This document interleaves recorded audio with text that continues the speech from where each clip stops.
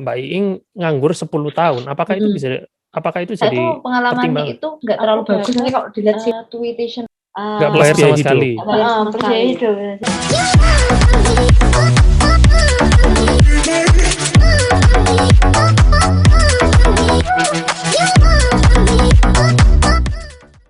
Nggak bayar sama sekali. Nggak bayar sama sekali. Plus biaya hidup.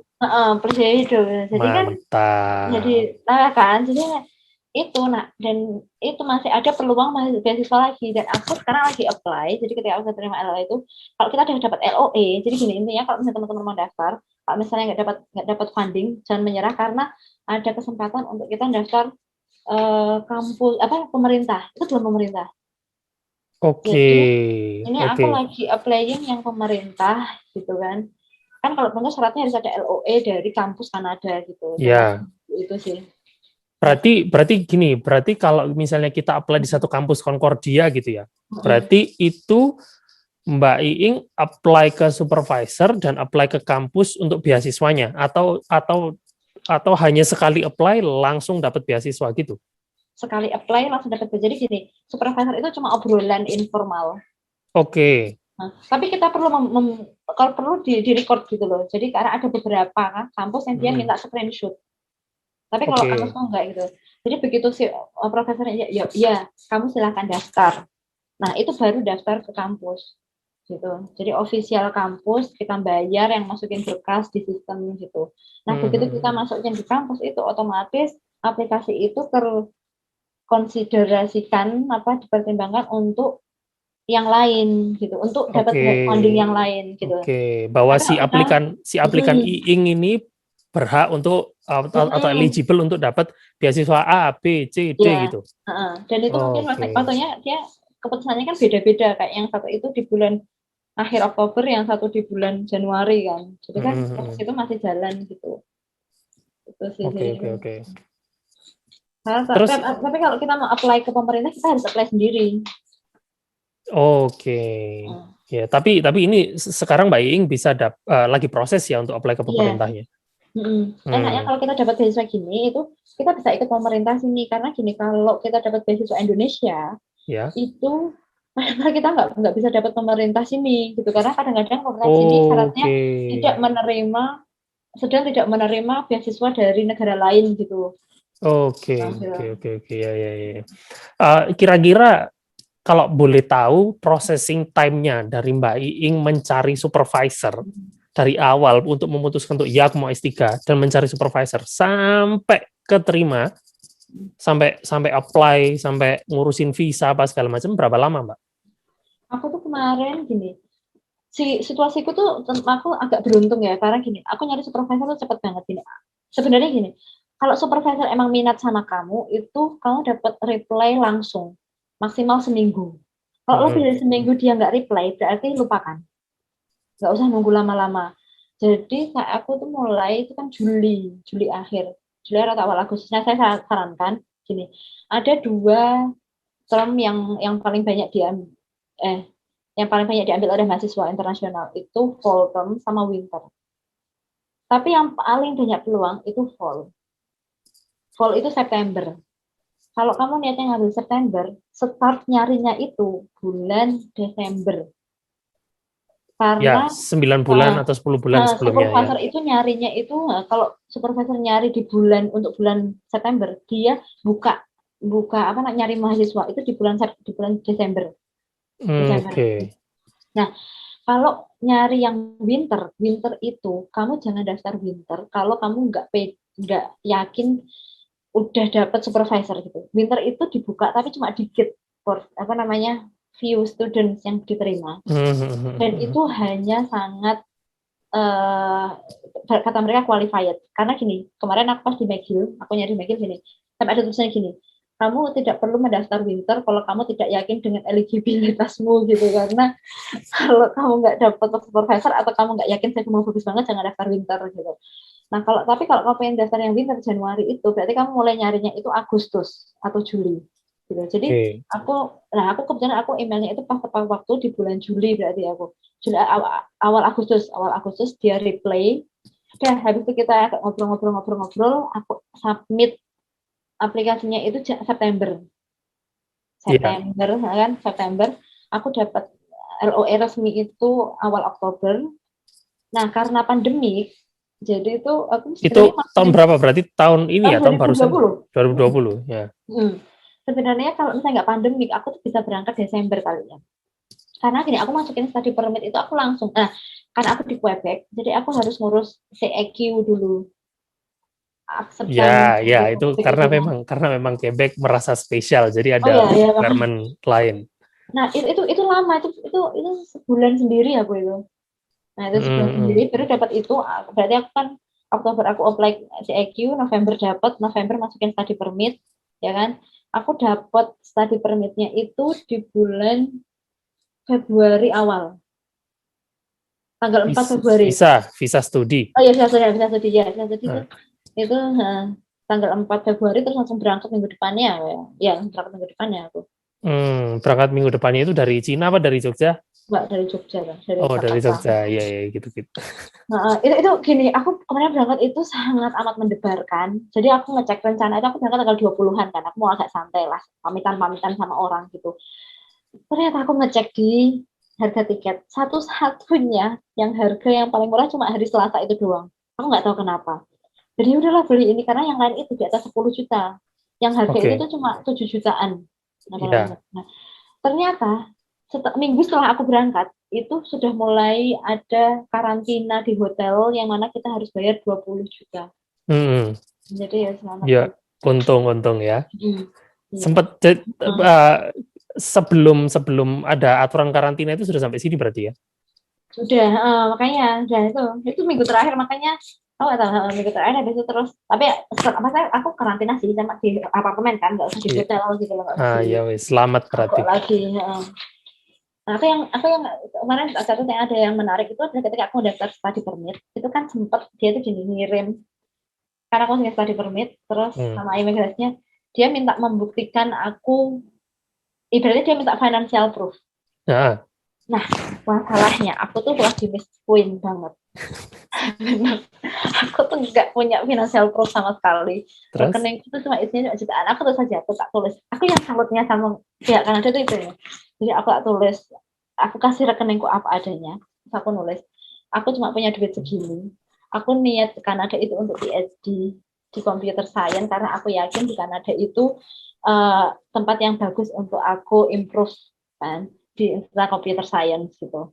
Jadi aku juga berharapnya aku diterima tanpa financial proof yang lain gitu. Karena aku berharapnya aku juga dari riset ini dan aku tidak punya sumber yang lain gitu. Aku udah yakin aku nggak keterima lagi. Udah kok diterima gitu loh maksud aku tuh Nothing ternyata tulus. iya Ikhlas ternyata ya wes. iya Beruntung ternyata berarti. iya aku cuma ngasih explanation satu. Aku nggak pakai itu benar. Aku pakai letter of explanation satu Nah, lembar aja. oke, Nah, oke, keterima kan oke. aku cukup oke lah maksud aku mereka memang memahami saya nggak asal formalitas gitu loh. Ya, ya, ya, ya. Memang dianggap. Jadi satu statement pun dipikirkan sama Iya, mereka. Gitu. itu. Wah, keren, keren, keren, keren. Terus dari sekian penjelasannya Mbak Iing, cari Hmm. beasiswa, dapat di Concordia University. Kenapa sih Mbak kok harus Kanada? Karena yang pertama tuh memang gini. Nah ini sebenarnya. Jadi kenapa harus kuliah di Kanada itu memang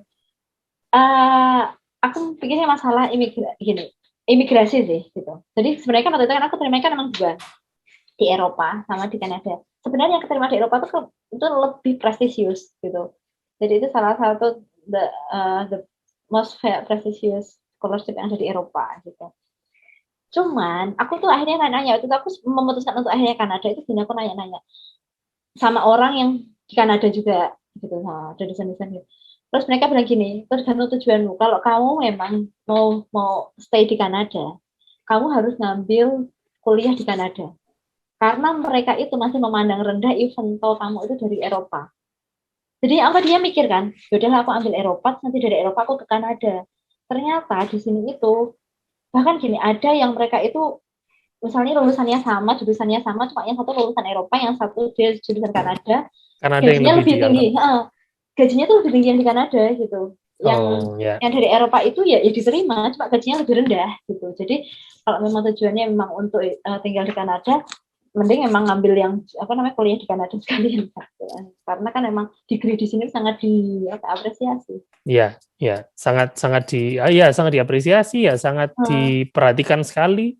Dan yaitu sedikit congkak memang ke Kanada itu, jadi degree-degree yang lain tidak dianggap. Ya, bahkan sudah sering aku ceritain di video-videoku sebelumnya bahwa S1ku di sini pun nggak kepake gitu loh. Iya. Atau kalau aku mau S2 lanjut di sini baru kepake gitu. Iya. Gitu. Berarti intinya masalah imigrasi ya Mbak. Berarti pengen ya tinggal di sini. Iya, saya so far. Iya. Iya, betah ya. Betah ya. Sih 3 bulan. Iya, maksudnya orangnya tuh juga mereka bukan tipe yang bukan antisosial, tapi ya kan ya betah sih. Oke. Makanannya banyak. Apalagi kalau winter makanya pasti banyak. Iya. Terus Mbak, apa sarannya nih buat orang-orang Indonesia yang mau ke Kanada lewat jalur PhD, yang pengen daftar PhD? Ada saran nggak? Sebenarnya gini, kalau misalnya kalian memang orientasinya untuk pindah, saya sarankan memang malah ngambil beasiswa yang di sini, karena nggak ada ikatan untuk pulang. Kalau LPDP itu kan harus pulang 2N21 gitu kan. Sedangkan kalau kalian mau di sini, mending nyari yang di sini. Kalau misalnya perlu ngeluarin modal dulu, anggap aja itu modal, karena saya itu modal yang worth it banget gitu loh. Sama aja, saya kamu bayar kuliah di Indonesia saya tahu 100 juta gitu, dengan kualitas pendidikan yang jauh berbeda. Ini ya cerita kan udah mulai kuliah, itu benar-benar kuliahnya beda banget mas, sumpah. Saya jadi paham kenapa mereka hanya menginginkan orang lulusan Kanada, karena kuliahnya itu beda banget, sangat implementatif. Jadi sekarang itu yang bagus adalah pihak kampus itu punya kerjasama dengan harus punya kerjasama dengan perusahaan.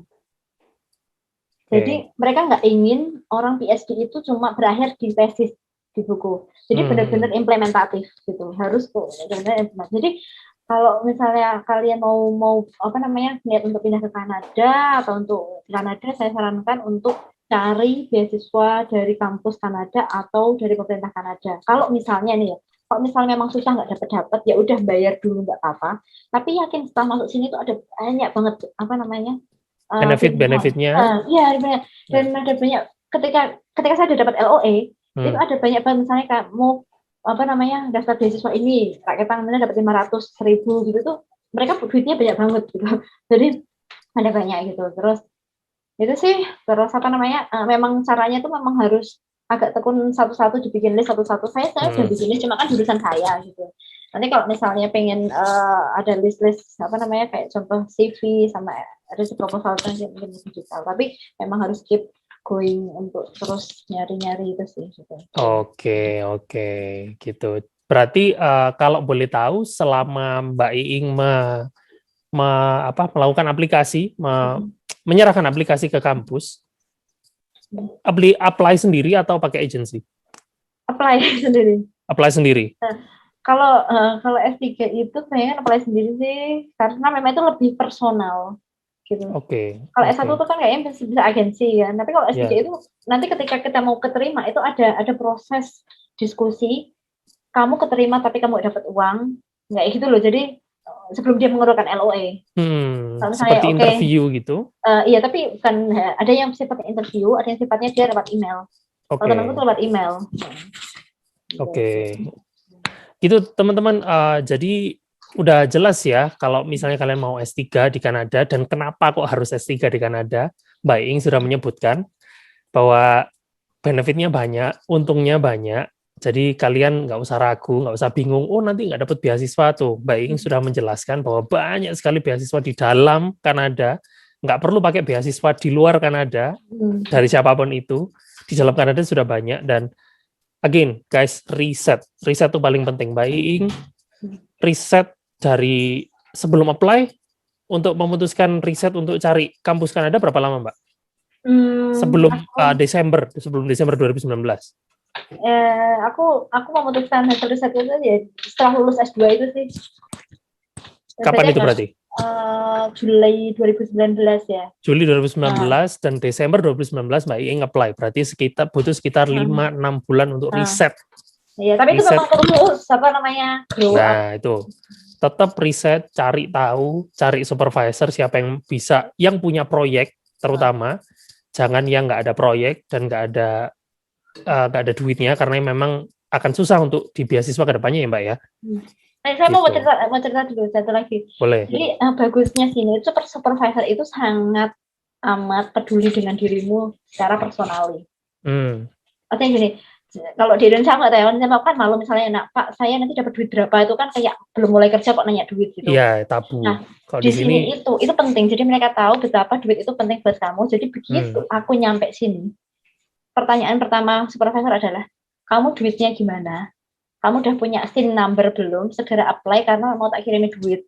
Terus kalau tak kirimin duit jangan dihabiskan ya, karena yang mau turun lagi itu nanti di summer gitu. Jadi dia sangat concern itu, padahal aku belum mulai apapun. Itu sih aku salah. Iya, jadi iya kalau budaya di sini nggak boleh sungkan ya, nggak boleh sungkan ya teman-teman. Jadi kita ngomongin di sini ngomongin duit fair aja.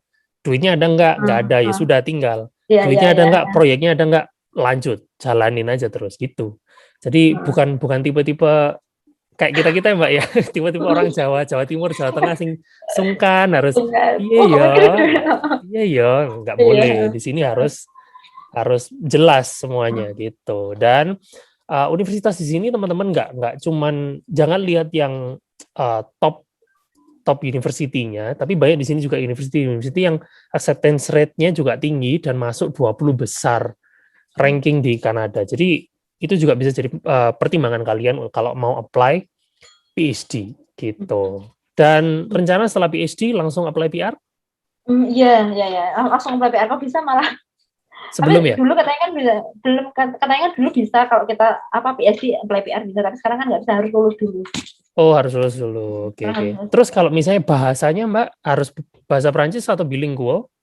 Karena aku PhD ya, aku Inggris bisa sih. Cuma kalau mau survive di sini, saya di Montreal, kalau mau survive harus pakai bahasa Prancis. Nah, cuma bagusnya di sini itu kita dibayar untuk ikut kuliah bahasa Prancis. Sekolah bahasa Prancis. Wow. Nah, jadi dibayar itu sekali pertemuan, tergantung full time atau part time. Part time itu $15 per pertemuan. Full time itu 20 plus ada biaya apa gitu, plus kalau kamu punya anakmu yang nyekolahin mereka selama kamu ikut gini. Jadi dianggapnya kan kamu kan ninggalin anakmu untuk belajar bahasa Perancis gitu, jadi aku bayarin dia sekolahnya anakmu gitu. Tuh aku dengar ceritanya Mbak Iing malah kepingin S3 aku. Aku sekarang baru S1. Aku pengen lanjut S2, S3 di sini malah. Ya, yaudah, mungkin itu aja dulu. Mbak Iing ada yang mau ditambahin penutupan, motivasi atau mungkin saran-saran? Motivasi ini sih kalau hasil untuk moving ke Kanada itu ada banyak cara gitu, dan itu yang harus tetap digali gitu. Itu ada satu hal yang saya perlu belajar dari orang India, Pakistan dan Bangladesh. Mereka tuh memang sangat, kemarin saya juga karena ikut kumpul sama mereka dalam nyari sekolah ya, mereka tuh sangat amat kreatif mencari celah untuk gimana cara masuk Kanada gitu, dan itu perlu kita belajar dari situlah gitu. Jadi kalau misalnya bisa masuk lewat kerja ya bisa, kalau enggak ya bisa sekolah S1, S2, S3 gitu. Jadi ada banyak jalan menuju Kanada, dan kita harus ya. Banyak jalan menuju Kanada. Oke, gitu aja teman-teman. Kalau kalian misalnya pengen tanya lebih lanjut, nggak apa-apa, follow Instagramnya Mbak Iing aja, nanti aku kasih description-nya di bawah. Langsung aja, atau komen di kolom komentar, nanti dibantu Mbak Iing buat jawab ya. Terus jangan lupa subscribe, like, comment, follow Instagram gue juga @yosa__ray. I'll see you guys on the next ngobrol bareng subscriber. Stay extreme, stay positive. Bye. Bye. Thank you Mbak Iing. Ya, sama-sama.